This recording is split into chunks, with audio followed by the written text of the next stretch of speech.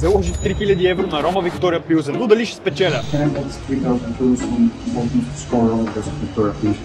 Вече бях готов за матча. Атмосферата на Стадио Олимпик беше фантастична. Матчът започна с неуспешна атака на Рома. Вълците не спираха да стрелят по вратата на Пилзен, но първият гол дойде в тяхната врата, което бе очаквано за мен. И затова освен гол бях дал залог за Пилзен в абонаментите. Естествено Рома веднага се втурна да обръща. Но вижте този прекрасен чешки гол. 0-2 за Пилзен насред Рим. Атаките на Рома не спираха, но гол нямаше. Въпреки това феновете им не преставаха да ги подкрепят. Един гол на Рома бе нужен за залогът ми, но получавах само разочарование. Положение определено имаха, но късмет не. На почивката не отидох за бира. А второто по време започна с нови положения за червените. Тук Рома се опита да копира втория гол на Пилзен, а аз вече започнах да губя търпение. Последва нова атака на римляните, но отново нищо за мен и фишът ми. Тогава дойде и моментът на истината.